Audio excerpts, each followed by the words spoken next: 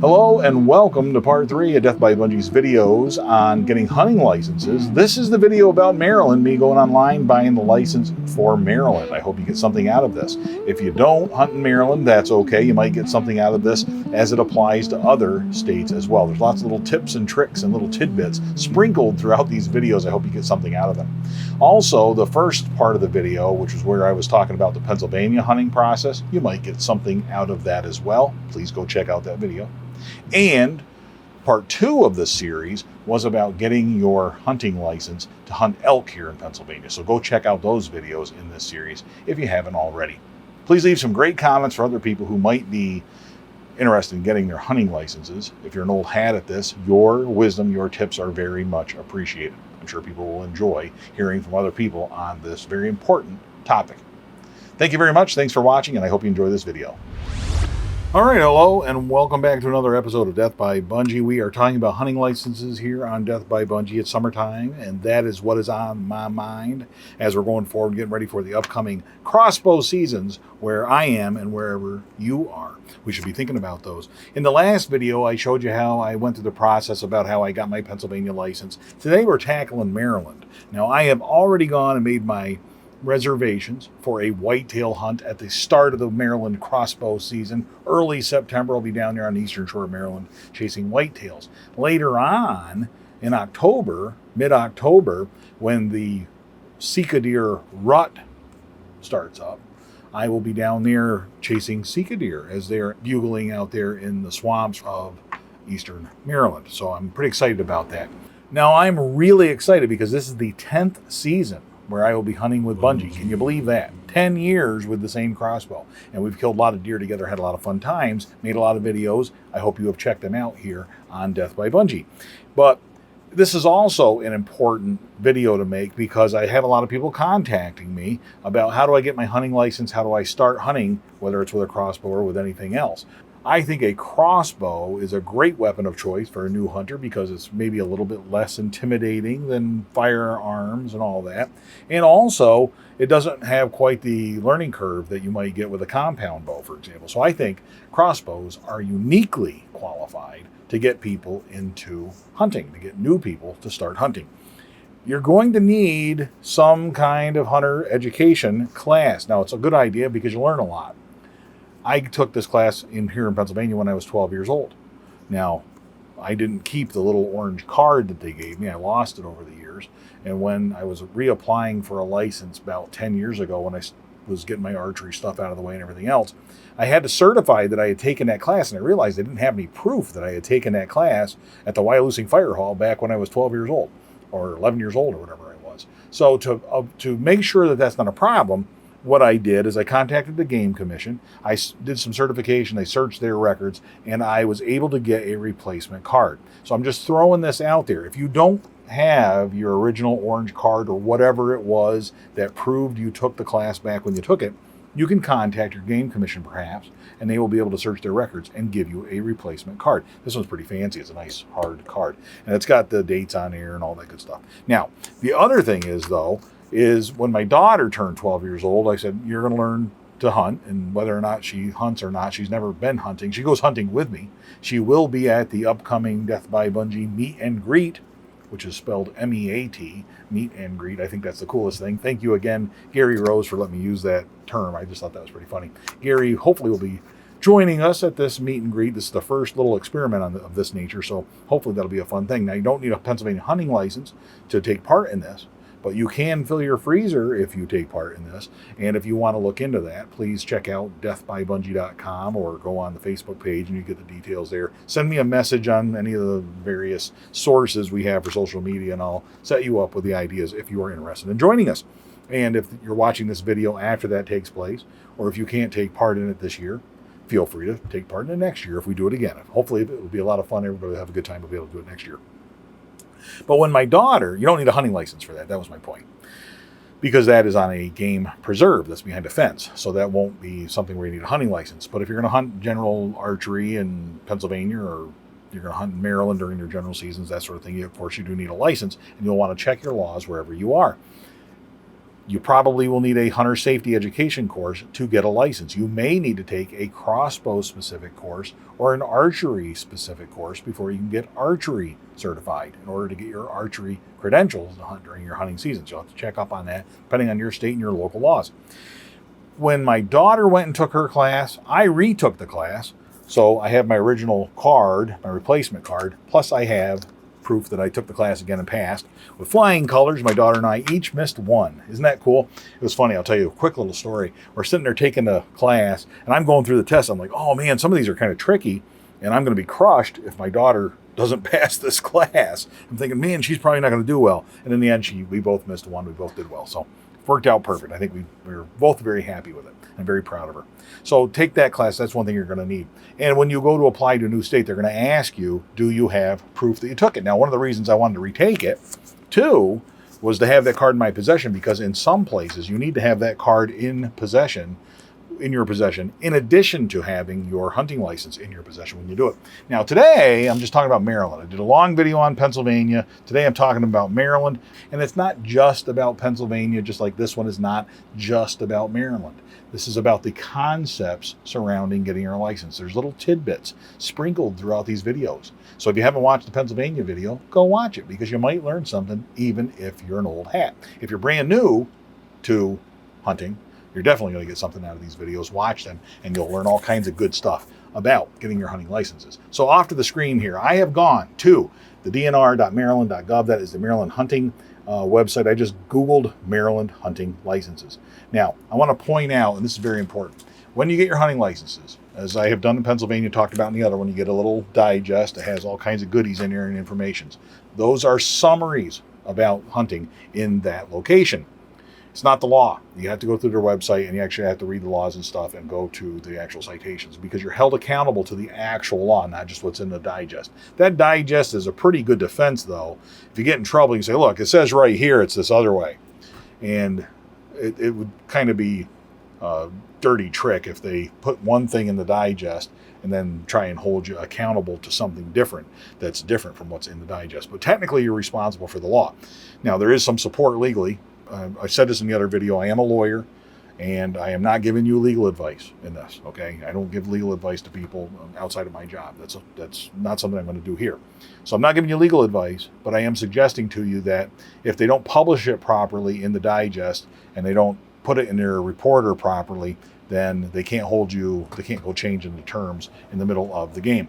Interesting story about the development of crossbow hunting in Pennsylvania that I will cover in a future video, I hope, that sort of where that is relevant, where it's part of that conversation. For what we're going to do, we're going to go on this website here. I just Googled it, and it gives you this website. You can go through, and all this information anymore, they put so much online, it is so awesome. You've got all this information for anything that you want to do. You can go through and get your questions answered. So please do that. Go and look through all that stuff. Now, what I'm going to do, I'm going to start right off in the beginning. It's giving you all the prices up front here. I'm going to go to how to apply for a license. All sales are final, just like Pennsylvania. They don't want to, when you go through this thing, you can't go turn your hunting license in at the end of the year and saying, I didn't kill something, so I want my money back. Doesn't work that way. This uses a compass system, COMPASS, and that is a proprietary system that probably a lot of states use, but you're going to be logging into this system, and this is what will process the hunting license for you in Maryland. So we're going to go through this, and it does give you some instructions on how to do it. You go through here, and it tells you these are the different options that you have. It tells you what you're going to need as far as your computer is concerned, and you want to make sure that you meet all of those criteria. And then once you've done that, once you're confident you can do it, and I've done it year after year on the same computer, so I don't think I'm going to have a problem with it. I'm hoping anyway. I'm going to go in, and I'm going to click on their website, and it takes me to the portal. It's taking me from the Maryland DNR website to the Compass portal. And this is just an online store. That's what it is. My credentials are already set up here. I am going to click log in. It's going to remember me from last time. It did have the proper email address on there, so I don't need to update anything. I have not moved. All the other information should be the same. Wouldn't hurt to go through here and double check, make sure they know how to get a hold of you and that all your information is up to date. Now, what I'm going to do is purchase a new license, and that's what I'm going to do. I'm going to click on that. Hunting is what I'm going to do. What we're going to do, you go through and read all the different options. okay? Because it's different. I showed you some of the different options, the different credentials that you have available in Pennsylvania. Very important to look at what's available here as well. And they'll sell you magazine subscriptions, everything else. All kinds of good stuff. Now, I'm paying a lot more in Maryland than a lot of other people are because I am a non-resident of Maryland. I'm a resident of Pennsylvania. So you don't want to be picking dual residency and trying to fudge the system to save a few bucks. You'll get in trouble. That's a crime. So no legal advice in this video, but there's some legal advice. What we're going to do, we're going to go through. I'm going to click my bonus antler deer stamp. That allows me, in addition to my regular hunting license, to shoot an extra buck.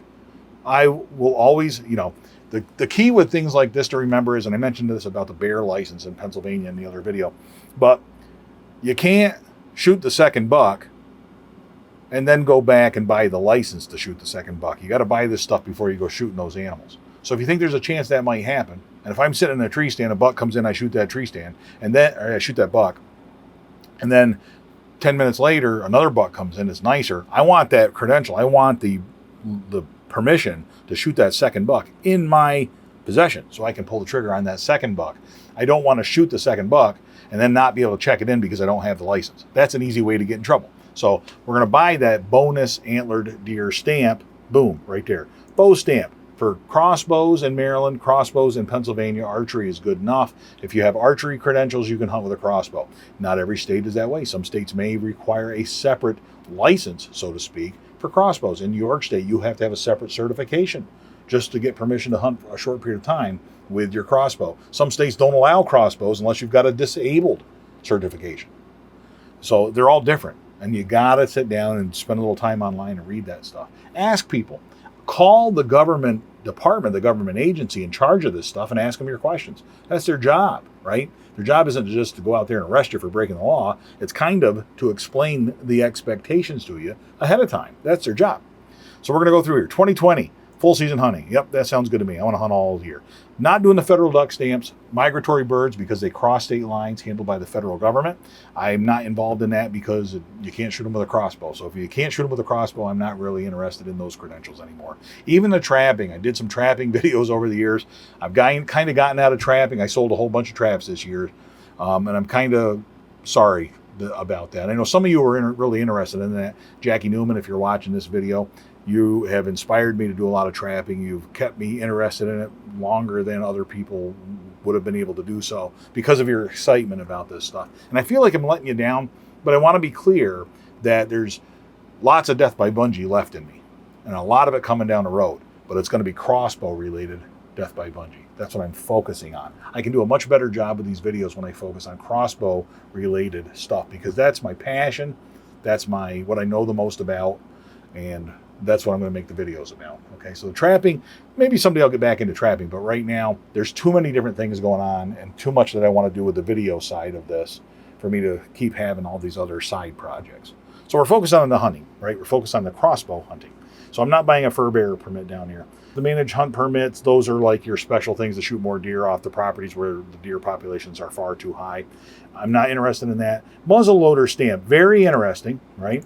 We'll click on that, resident and non-resident muzzleloader stamp. But that's real helpful.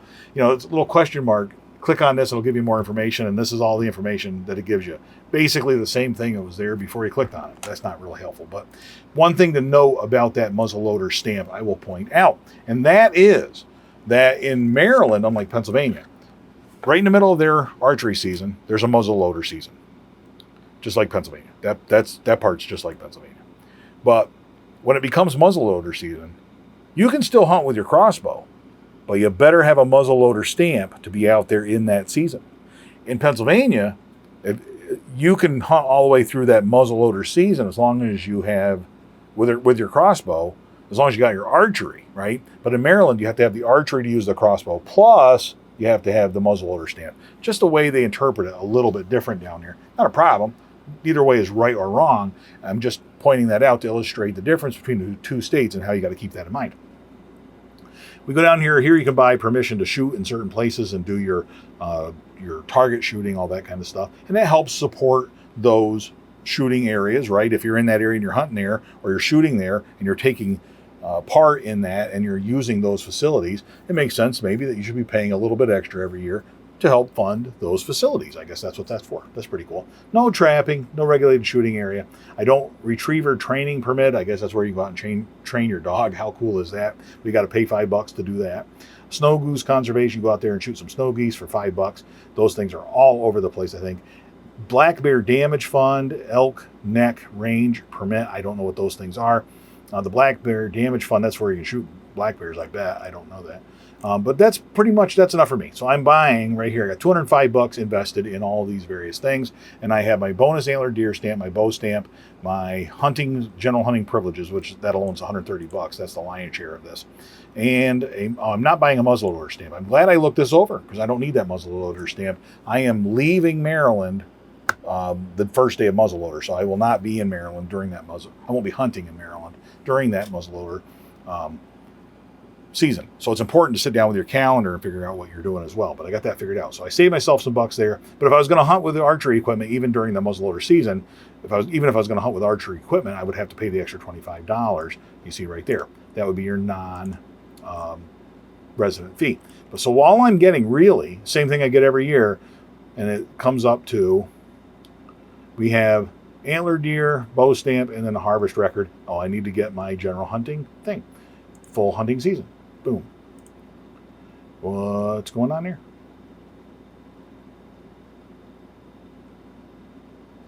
Boom, boom, boom, boom. What? All right, I'm going to refresh this. I think I screwed something up. Hunting. Boom. All right, starting this over. Full season hunting. Bonus deer and bow stamp. And I'll get the harvest record. So those 4 items, that'll work. 4 items, $180, about the same price it is every year. This is what you pay to hunt out of state. Totally worth it to me. Small price to pay for the amount of fun that I have down here and for the amount of anticipation that I have about going down there and as excited as I am. So I'm going to hit proceed to checkout and suggested products. I don't want to do that. Proceed to checkout again, see what happens here. And it's loading it up.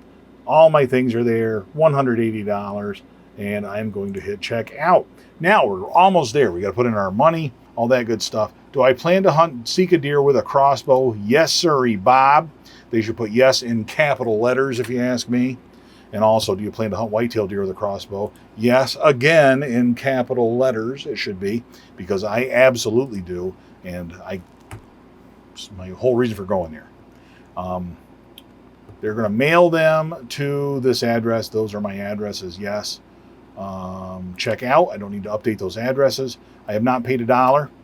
I agree to those terms, which is basically make sure you get your right permits. All sales are final. Boy, they're always big on that all sales are final thing. It's almost like people are thinking, if I spend all this money, go down there and don't shoot something, I want my money back. So we're going to hit pay now, and boom. Should be probably remember a lot of my stuff because I use this same thing every year, and because I use the same browser for all this stuff, I owe them $180.0000. That's a lot of money. Actually, it's the same as $180. So that's what I owe them. The card number right here, I'm going to throw it right on the old Visa. The signature code, you always got to have this handy. It'll remember it, but it'll never remember that signature code, and I got to remember what that is. So look that up real quick. Put that in there. I'm going to blur this stuff so you folks can't see it, but I think we should be good. We're going to hit continue, and we're going to hit confirm. Boom, there it is. Please wait while they take your money from you, and do not hit the back button on your browser or anything like that right here. Should work just fine. Thank you, it says. Now, here's what I do, and I'm not going to make you watch all this part. What I will do from here is I will print each of those licenses out so I have a physical copy. Each of those physical copies gets put right in here with my Pennsylvania licenses, so I have them on me when I go to Maryland. Each of those things that I print out will also include a little form to fill out so that when you shoot a deer in Maryland, you call in with that information and you write that number down so you have proof before you go pick it up from the processor. And while you've got that meat in your car and everything else, you got proof that you called it in, right? Confirmation. You'll have a confirmation number to put on that license. So I save it all for that reason. Additionally, what I'm also going to do, in case I lose that, I haven't yet, But in case I lose it, what I'm going to do is I'm going to print a PDF or save a PDF on this computer so that I can come back and get those licenses later and print them out again if I need to do that. You could always go back into the system to do that, I think, but if you know, let's make it easy and have it on you. Have it so you can have access to it and back it up and do it that way. So that's it. That's all I got for you on Maryland. Not a bad video. I hope you got something out of that. And I hope that you are putting together your stuff for your upcoming crossbow seasons. Also, can you think of anything I missed on this process or anything you would like to add to a new person getting interested in hunting or crossbow hunting about the state where you are? Please leave some detailed notes and detailed comments below so that people reading the comments later on can come in here and find out information that might help them in their journey to participate in crossbow hunting. Thank you very much for watching this video. Until next time, all hail Bungee.